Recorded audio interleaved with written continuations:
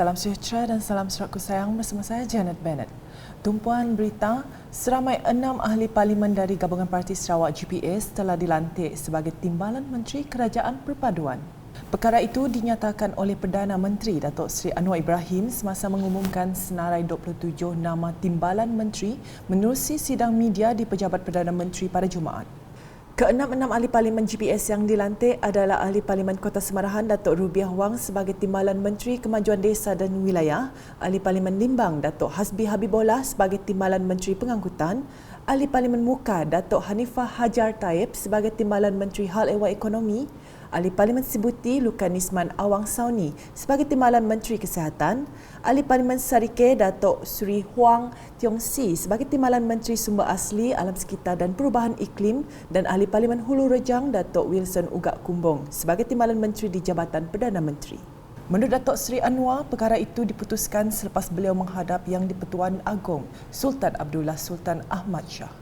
Katanya lagi pelantikan tersebut bagi melengkapkan pentadbiran kerajaan selepas 28 anggota Jemaah Menteri mengangkat sumpah jawatan masing-masing pada 3 Disember lalu. Dalam pada itu, istiadat angkat sumpah melibatkan semua timbalan menteri dalam Kerajaan Perpaduan akan diadakan pada jam 3 petang ini di Istana Negara. Berita seterusnya, Sarawak mempunyai kaedah termasuk kapasiti untuk menjadi bateri hijau ASEAN, kata Premier Sarawak Datuk Patinggi Tan Sri Dr. Abang Abdul Rahman Zohari Tun Datuk Abang Openg. Menurut beliau, Sarawak kini berperanan sebagai peneraju tenaga Asia Tenggara melalui tenaga yang berpatutan, boleh dipercayai dan boleh diperbaharui. Katanya sebanyak 60% gabungan kapasiti penjanaan tenaganya daripada sumber boleh diperbaharui akan dikekalkan menjelang tahun 2030. The future growth of ASEAN is dependent on stable, secure, and most importantly, sustainable supply of renewable energy, particularly with growing concern in tackling climate change and the goal towards net zero emission by 2050. Sarawak currently shares its renewable energy resources with West Kalimantan, Indonesia, through interconnection since 2016. And by end of 2023, we will commence power export to Sabah and potentially other neighboring ASEAN countries. Beliau berkata demikian semasa berucap di Majlis Makan Malam Gala dan Penyampaian Anugerah International Business Review IBR Asians 2022 di Kuala Lumpur pada Jumaat. Dalam pada itu, Datuk Patinggi Tan Sri Abang Zohari memberitahu Sarawak juga telah memulakan penghasilan hidrogen hijau.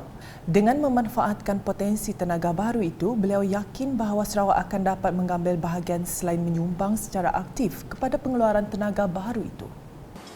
As the global hydrogen market is gaining traction, with clean hydrogen production capacity more than double since January 2021, I am convinced Sarawak will be able to participate and contribute actively to the production of green and more sustainable hydrogen energy in the near future. In fact, by 2027, Sarawak will be able to produce 220,000 tons of green hydrogen upon completion of our first hydrogen plant. Untuk rekod, anugerah IBR ini merupakan anugerah perniagaan utama di ASEAN sebagai memberi pengiktirafan kepada organisasi dan pemimpin daripada sektor awam dan swasta di rantau ASEAN yang telah mencapai kecemerlangan dalam prestasi mereka terdiri daripada wakil Malaysia dan antarabangsa. Hadir sama di majlis itu ialah Pesuruhjaya Tinggi Afrika Selatan ke Malaysia yang mewakili wilayah Afrika Dave Melkinson, Duta Besar Indonesia ke Malaysia yang mewakili Asia Pasifik Hermono, serta Duta Besar Persekutuan Rusia ke Malaysia yang mewakili Eropah dan Asia Tengah Nel M. Letipov. Selanjutnya, ibu bapa diingatkan agar tidak ambil mudah dan segera mendapatkan bantuan daripada klinik atau hospital berhampiran sekiranya anak mereka sakit dan memerlukan rawatan perubatan. Menteri Pembangunan Wanita, Kanak-kanak dan Kesejahteraan Komuniti Sarawak, Datuk Seri Fatimah Abdullah berkata, kanak-kanak perlu dibawa segera ke klinik atau hospital berhampiran untuk mendapatkan rawatan dan biar pakar memutuskan apa tindakan seterusnya yang perlu diambil. Dan sekiranya anak tersebut memerlukan rawatan yang tidak dapat ditawarkan di hospital ataupun di klinik yang terdekat tadi, ya, then yang orang di hospital itu ataupun pihak hospital itu sendiri akan menyarankan supaya anak ini dihantar ke ke Kuching misalnya, because di hospital Sarawak General Hospital saja yang ada spesialis untuk mengubat anak ini. That is my the normal process, ya. Tetapi kalau anak itu tidak pernah dibawa ke hospital ataupun klinik kesihatan ataupun klinik ibu dan anak, ya, so that means these people they don't know. So maybe that was her own initiative to bring the child to Kuching for whatever reason. Only she would know why she want to bring the child to Kuching. Beliau berkata demikian kepada wartawan ketika diminta mengulas berhubung video tular bayi 9 bulan yang meninggal dunia ketika dalam perjalanan bersama ibu untuk mendapatkan rawatan perubatan di Kuching semasa lawatan kerja ke tempat transit gelandangan TTG Sibu pada Jumaat.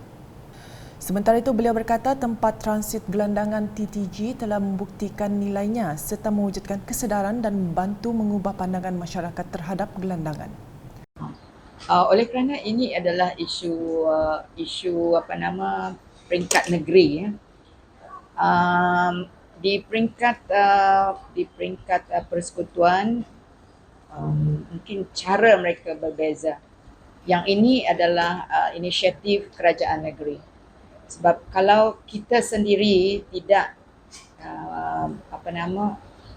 kitalah orang yang lebih tahu tentang isu gelandangan di negeri Sarawak ini, dan disebabkan itu kita telah bawa ia ke kabinet dan kabinet telah bersetuju pendekatan yang kita ambil, ya, iaitu untuk menangani isu gelandangan di negeri Sarawak ini melalui pengujudan tempat transit gelandangan. Katanya ketika ini terdapat seramai 16 gelandangan yang tinggal di pusat tersebut di mana ramai daripada mereka sudah berpindah kerana mempunyai pekerjaan dan boleh berdikari. Beralih ke perkembangan di muka, penubuhan pasukan bomba komuniti merupakan langkah proaktif Jabatan Bomba dan Penyelamat dalam memastikan masyarakat seluruh negara dapat dihindarkan daripada pelbagai bahaya kebakaran terutama di tempat kediaman. Menyambut baik inisiatif kerajaan itu, Ahli Dewan Undangan Negeri Adun Balingian Abdul Yaakob Arbi juga menyifatkan penubuhan bomba komuniti termasuk di kawasan Balingian sebagai langkah yang sangat tepat mengambil kira peranan proaktif dimainkan oleh pasukan itu dalam mencegah kebakaran.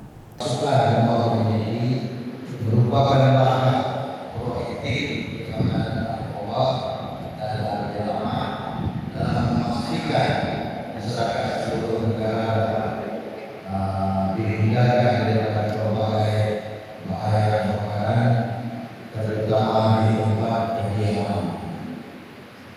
Maka tindakan pekerjaan menggalakkan penubuhan bomba komuniti termasuk juga ini bomba komuniti serta mengadakan program seperti ini adalah satu langkah yang sangat tepat. Beliau berkata demikian dalam ucapannya semasa majlis perasmian penutupan rasmi program bomba komuniti Firepoint dan Celik Suri daerah kecil Balingian di Balai Bomba Muka pada Jumaat. Dalam pada itu, beliau berharap pasukan bomba komuniti yang ditubuhkan nanti dapat menjalankan latihan fire drill secara berkala dan mengambil ahli-ahli yang lebih muda dan cergas serta sihat tubuh badan bagi menghindari mereka dari perkara tidak diingini sewaktu kejadian kebakaran sebenar kelak. Sementara itu, Timbalan Pengarah Jabatan Bomba dan Penyelamat Malaysia Negeri Sarawak PPJB Tiong Ling Hee dalam ucapannya berkata, program bomba komuniti ini merupakan cetusan idea daripada jabatan sebagai satu wadah untuk memberi kesedaran dan menyampaikan pengetahuan tentang keselamatan kebakaran yang lebih berkesan kepada masyarakat, terutamanya penduduk kampung dan penghuni rumah panjang. Katanya program itu bukan sahaja membolehkan kesedaran keselamatan kebakaran disebar luas kepada masyarakat melalui ketua kampung, tuai rumah ataupun fire marshal yang dilantik, tetapi ia sebagai platform jabatan untuk lebih dekat kepada masyarakat, begitu juga sebaliknya. Seramai 66 peserta daripada 22 jawatan kuasa kemajuan dan keselamatan kampung JKKK, kampung dan rumah panjang terlibat dalam program yang bermula sejak 7 Disember lepas.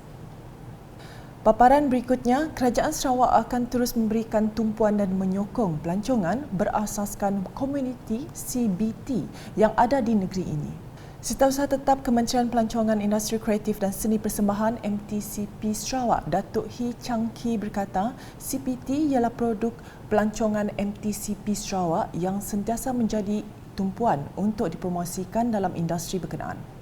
So, why community based tourism is important is that I think tourism sector doesn't only benefit tour agents, tour guides, airlines, taxi drivers, destination owners, but I think more importantly is how to be inclusive of the communities around the tourism products. Beliau berkata demikian semasa berucap dalam program Empowering Backward Farming for Community Network in Agro-Tourist 2022 di Hotel Waterfront Kuching pada Jumaat. Dalam pada itu, Datuk Hee turut memuji usaha yang diambil oleh badan bukan kerajaan NGO iaitu House of Joy, Persatuan Orang Kurang Upaya OKU Kuching yang menjadikan halaman belakang pusat golongan berkeperluan khas itu dengan aktiviti bertanam. Bercakap mengenai penyediaan fasiliti kemudahan untuk golongan OKU dalam industri pelancongan, beliau berkata Kerajaan Sarawak menyedari mengenai keperluan untuk kemudahan fasiliti yang mesra OKU untuk golongan berkenaan. Sekian edisi Tengah Hari bersama saya, Janet Bennett. Berita lebih lanjut boleh didapati di semua platform media sosial UKAS, termasuk portal UKAS.sarawak.gov.my dan UKAS channel di YouTube. #Menjebak Fakta, salam UKAS.